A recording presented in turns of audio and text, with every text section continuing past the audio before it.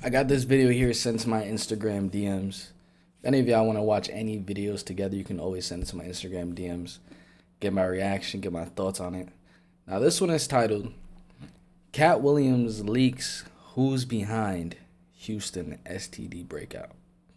Sobering statistics tonight. New data from Harris County Health shows cases of HIV and other sexually transmitted infections are on the rise in our area and rising faster than anywhere else in Texas. We're not in a fair fight. We're already outmatched and outgunned at all points. I believe that it is quite highly possible that the AIDS virus is a result of genetic warfare testing. It came from a private sector laboratory for money, because when they find the pill that you can take to let you do it again, somebody's going to make some money. First it was Atlanta, and now it's Houston? No one seems to be safe among the rising rates of STDs and HIV among Black people. And now Katt Williams is saying none of this is a coincidence, it's by design. Here's the thing about Houston. The STD rates are bad, and Houston is not just worse than the rest of Texas, but HIV rates in Houston are actually higher than the national average. And the people catching the worst of it? Black and brown folks. But according to Katt, these rates aren't just a sad statistic. They're the result of something much, much sinister. Let's break this down. If you went on spring break in Houston, Texas, you might want to get tested. 28,000 people currently have HIV in Houston, Texas. 40,000 people currently tested positive for STDs in total. Imagine 42,000 people coming back from spring break with an STD. And spring break is just 1 week. Well, that's exactly what happened to folks who went to Houston for spring break. And that's just the ones who got tested. 42,000 people. Do you know how many that is? And there's other people who haven't even gotten tested who I got back from spring break. They're just like, oh, well, I don't have that on my lip. Or, oh, I don't have no symptom of burning or itching or any bumps in my mouth or any bumps down there or anywhere like that. Like, do you not realize that there's people out there that could have HIV and don't care to give it to somebody because they just want... They all just like too close to each other. That joint is like sardines. Cans in a sardine. to do what they want to do and they want to live their life because to them it's like, oh, it's not that big of a deal. I can live with this and someone else can. Baby, that's 42,000 people. But y'all, it gets worse. This man is going viral for allegedly testing positive for every single STD available on the test. And that's after he vacationed in Houston for spring break. Now, first of all, have these people heard of protection? And why are y'all so desperate to sleep with strangers anyway? Because when you look at the numbers, trust me, it's not worth it. Now, I want you to take a look at the stats really quick, because the whole reason we're even having this conversation is that the data is genuinely wild. A recent federal government report revealed that the national HIV incidence rate is about 11.4 per 100,000 people. In Texas as a whole, it's 15.7 per 100,000. That's already higher than the national average. But Houston? Houston's incidence rate is between 21.6 and 25.6 per 100,000. That's more than double the national average. The highest rates of new HIV cases were seen in Montrose, followed by the second ward, and then Setgast. Although the sexually transmitted infections are found in basically every demographic in Harris County, the study found that there is one population that is testing positive for them more frequently. Particular Black women. So Black women who are heterosexual are frequently getting STIs at a higher rate than other groups. And it's the same story with the prevalence of people already living with HIV. Nationally, it's about 308 per 100,000. Texas is 327, but in Houston, it's between 464 and 566. So if you're in Houston, you're statistically way more likely to be exposed to it than pretty much anywhere else in the country. And the numbers show that Black folks in Houston and across the country are catching it at way higher rates than everybody else. I was about to say, why is she sticking up the middle finger? else, disproportionately higher. The CDC will tell you that, so no debate there. Now, the official explanation is usually something like lack of education, poor healthcare access, or high-risk behaviors. Basically, they make it sound like a series of unfortunate accidents and bad personal choices. But here's what Katt Williams is saying. He's saying that lack of education, poor healthcare, and promiscuous behavior are not a coincidence. He's saying it's by design. They know where to look. You probably wonder, why do white people pay so much attention to black people if they don't like them? You would think if you didn't like something, why would you be paying attention to it? I don't pay attention to things I don't like. By the way, Katt previously said something similar about the fentanyl epidemic, pointing out that black people are dying from fentanyl ODs more than others, but they're not the ones who are actually producing and distributing it. I'm gonna tell you a statistic that's gonna blow your mind. There are 0 niggas making fentanyl.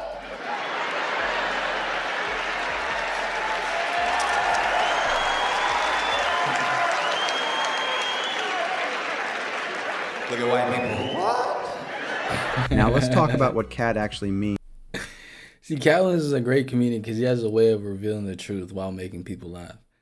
But that statistic itself is actually very shocking. There's 0 people, there's 0 black people making fentanyl, but you'll catch hella black people on the street basically drugged up from the fentanyl. When he says this is all by design when it comes to black folks catching it. What he's saying is that the question shouldn't be, are our people making bad choices? The question should be, who set up the board so those were the only choices available? Katt's been in the industry for decades, and when he says this stuff is intentional, he's telling you what he watched happen in real time. Katt has been saying for years that the entertainment industry, especially rap and hip-hop, has been hijacked and used to destroy black communities from the inside. Think about it. Who owns all the major labels? All of them are run by white executives, always have been. These companies sign black artists, market them to black audiences, and make billions of dollars off the content. But here's the catch. They don't just sell music, they sell a lifestyle. Even like in the rap world, like all of the rappers that you know that never been to jail and never... It's like they're literally toying with the black community when you think about it. It's like, all right, bet, we about to just get a couple black people, make them super influential, influence them to dress this way, to behave that way, so that when they want to consume the products that these influencers are promoting, all the money is going to go back to us while they're listening to the music and watching their movies. Never got in any trouble with the law, but they talk as if their life is opposite of that. Like, those are federal informants. Like, you know. You think they're really out there? Yeah. That's part of the job, is to acquire those. It's like saying, you know, if you're playing chess, do you have any pawns? You have to, don't you? You can't start without them. Now think about what gets promoted in mainstream rap. What gets pushed to the top of the charts? Lyrics that promote promiscuity, pimp culture, aggression, substance use, gang lifestyle. And of course, nobody's holding a gun to anyone's head and making them listen to this. But when this is the only thing that gets funding, the only thing that gets pushed by the algorithm, the only thing that labels will invest in, what choice do young artists have? You either make the degrading content or you don't eat. And here's the really twisted part. The executives who push this content, they don't live in the neighborhoods they're selling to. They live in gated communities. Their kids go to private school. They're not out there living the lifestyle they're profiting off of. They're just collecting the checks while the communities that consume the content fall apart. And this is what Katt's been trying to warn about for years. He's called out the industry to their faces. And what happened? They blackballed him, called him crazy, bitter, jealous. So if you spend decades telling young black men and women that promiscuity is a status symbol, that using protection isn't cool, that women are disposable, what do you think happens to STD rates? It's not a mystery, it's cause and effect. And that's exactly how they designed it. But here's where the rabbit hole goes even deeper. A banned Will Smith interview just resurfaced that's been scrubbed off air for over 2 decades, where Will accused the government of using AIDS as a weapon to target black communities. Will didn't drop hints. He said it on camera, sitting across from Barbara Walters all the way back in 1998. You know what I'm getting at? I read that you felt that the government was deliberately spraying cold germs in subways, was deliberately trying to make people ill with the AIDS virus. This is pretty serious stuff. Do you really feel that? I believe that it is quite highly possible that the AIDS virus is a result of genetic warfare testing. By American agents? Absolutely. Well, why am I a conspiracy theorist? I'm a conspiracy theorist, aren't I? But what really hits different is how Will told Barbara, they're gonna chase me after this. Oh, that's a serious one. Okay, so I got it now, because people are going to chase me after this.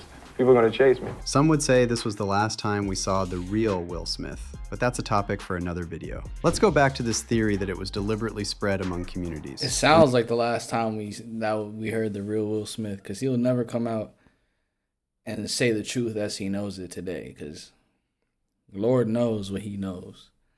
Remember the Tuskegee experiment? For 40 years, from 1932 to 1972, the Public Health Service ran an experiment on 600 black men in Alabama. They told them they were being treated for bad blood, but they were actually being studied to see what untreated syphilis would do to the human body. In 1932, the United States Public Health Service launched an unethical research project to examine the effects of untreated syphilis.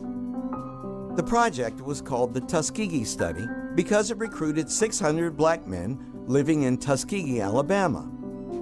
Researchers told the men that they were being treated for bad blood. And when a cure came out, the government hid it from these men and kept watching. They even promised free burials so the families wouldn't ask questions. They promised the men free medical treatment if they participated. While 2/3 of the men in the study were confirmed to have syphilis, not one received proper treatment for the disease they had contracted. Bro. More than 100 men died. Some went blind. And that was 1969? Let me see. Contracted. More than 100. A 1969 CDC study of 276 treated and untreated. Bro, like, you would think, like, this is, like, super long ago, but, like, not really. What is that, 70 years ago? Yeah, like, 75 years ago. In 1969. That's crazy, bro. And, like, you would think, when's another time that people were forced to take shots? Recently, in 2020 now. What if they're just doing that on a larger scale, on a global scale? Because who really even knows where we're in those shots for real? Who really even knows?